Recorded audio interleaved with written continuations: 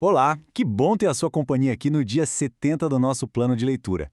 Sabe, a gente já parou para pensar como seria viver numa sociedade que é perfeitamente justa? Pois é, hoje a gente vai mergulhar fundo nessa ideia, explorando o que é o reino de Deus através de três textos incríveis, que falam sobre como ele cresce, quais são suas leis e a sabedoria que a gente precisa para o dia a dia. A grande pergunta que vai guiar a gente hoje é essa. Afinal, o que é o reino dos céus e como é a vida de quem faz parte dele? Para tentar responder, a gente vai conectar as palavras do próprio Jesus, em Mateus, as leis lá de Levítico e a sabedoria super prática de Provérbios. Então vamos começar pelo começo, né? A primeira parte da nossa conversa é sobre o reino em parábolas. Porque para entender o que é o reino, quem melhor para explicar do que o próprio rei? Vamos ouvir o que Jesus tem a dizer lá em Mateus capítulo 13. E Jesus já começa com uma ideia que quebra nossas expectativas. Ele descreve o reino como algo que, à primeira vista, parece até insignificante. Começa pequeno, quase invisível, mas o impacto final, esse é imenso, é totalmente transformador. Isso diz muito sobre como o verdadeiro poder funciona, né? Ele não precisa de alarde, ele só cresce, de forma natural, até que ninguém mais pode ignorar.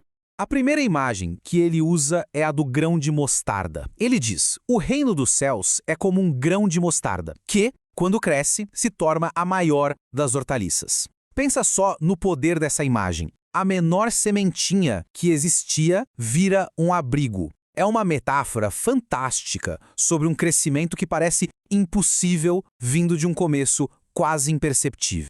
E logo em seguida vem outra imagem muito forte. O reino dos céus é como o fermento que uma mulher pegou, e a massa inteira ficou fermentada. O fermento, ele age de dentro para fora. É silencioso, invisível, mas o efeito dele é total. Ele não deixa nenhum pedacinho da massa de fora. É assim que a influência do reino age, por dentro, se espalhando por tudo, de forma completa. Ok, essas parábolas enchem a gente de esperança, mas Jesus era super realista. Ele sabia que o mundo é bem mais complexo que isso. E isso leva a gente para uma pergunta fundamental. Tá, mas e o que acontece quando o bem e o mal estão crescendo ali lado a lado? Como é que a gente lida com essa realidade? A resposta para essa pergunta vem na parábola do joio. Quando os discípulos pediram uma explicação, Jesus foi bem direto ao ponto. Ele disse: olha, o trigo são os filhos do reino, que eu semeei. Já o joio, que até se parece com o trigo, mas não serve para nada, são os filhos do maligno. E o ponto é, os dois estão crescendo juntos, no mesmo campo, que é o mundo. E a solução que Jesus apresenta na parábola não é sair arrancando tudo de uma vez, de forma violenta, isso poderia acabar estragando o trigo também. A chave, na verdade, é uma paciência estratégica. A colheita, que representa o fim desta era, vai ser o momento da separação final. Fica para a gente a promessa de que, no fim das contas, a justiça vai prevalecer. Bom, se o reino cresce desse jeito no mundo, então, como as pessoas que fazem parte dele devem viver? E é isso que nos leva para a segunda parte da nossa análise. As leis para um povo santo. Vamos dar uma olhada em Levítico 19, que funciona quase como uma constituição do reino, sabe? Um manual de como a vida em comunidade deveria ser. O princípio que rege tudo já aparece logo no comecinho. Sejam santos, porque eu, o Senhor, o Deus de vocês, sou santo. A ideia central aqui é que o jeito de ser do povo deve ser um reflexo do jeito de ser de Deus. E é importante entender, santidade aqui não é sobre cumprir um monte de rituais, mas sim sobre um estilo de vida que transforma todas as nossas relações. E como é que isso funciona na prática? Levítico 19 dá um resumo incrível dos princípios de uma sociedade santa. Olha só que projeto de sociedade a gente encontra aqui. Honrar pai e mãe, que é a base de tudo. Não roubar, mentir ou enganar, que são os fundamentos da confiança. Julgar com justiça sem pender para o lado do rico ou do pobre. Não guardar ódio no coração. E mais, amar o próximo como a si mesmo. E, algo super forte, tratar o estrangeiro como alguém da terra. É um verdadeiro plano para uma sociedade justa e cheia de compaixão. Saindo dessas leis fundamentais, a gente vai agora para a sabedoria do dia a dia. Chegamos na terceira parte, a sabedoria da justiça, vendo a aplicação prática disso lá em Provérbios 29. Se Levítico é a Constituição, então Provérbios é como se fossem os casos de tribunal, mostrando como esses princípios se desenrolam nas situações da vida real. O que é fascinante em Provérbios 29 são esses contrastes diretos que a gente vê entre o caminho do justo e o caminho do ímpio. Não é teoria, não. São resultados concretos na vida.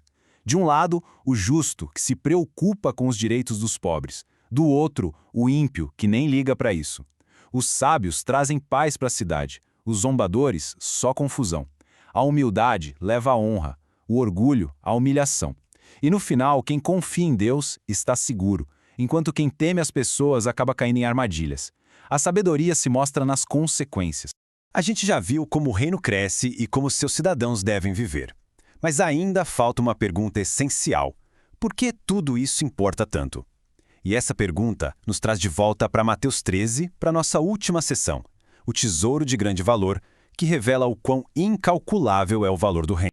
Jesus então conta duas parábolas bem curtinhas, mas com uma força imensa. A primeira é a do tesouro escondido. Um homem encontra esse tesouro, meio que por acaso. E o que ele faz? Transbordando de alegria, ele vai, vende tudo que tem e compra aquele campo. A descoberta é tão valiosa, a alegria é tão grande, que o sacrifício de todo o resto nem parece sacrifício. A segunda parábola reforça essa mesma ideia, mas agora com a imagem de um especialista, um negociante de pérolas. Ele passa a vida procurando, e quando ele finalmente encontra uma pérola de um valor excepcional, ele faz exatamente a mesma coisa. Vende tudo que tem e compra a pérola. Então, não importa se foi um achado inesperado ou o resultado de uma busca intencional, a conclusão é a mesma. O valor do que foi encontrado supera todo o resto. E aqui está o ponto central de tudo. O reino de Deus não é só mais uma coisa boa na nossa vida.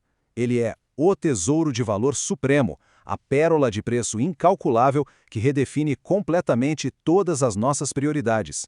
Encontrar o reino significa reorganizar a vida inteira ao redor dele. E isso tudo nos leva a uma reflexão final. Depois de entender o crescimento, as leis e o valor imenso do reino, a pergunta agora volta para a gente. Como é que nós vivemos hoje como cidadãos desse reino de valor inestimável? Como as nossas prioridades, as nossas ações e os nossos relacionamentos vão refletir essa realidade?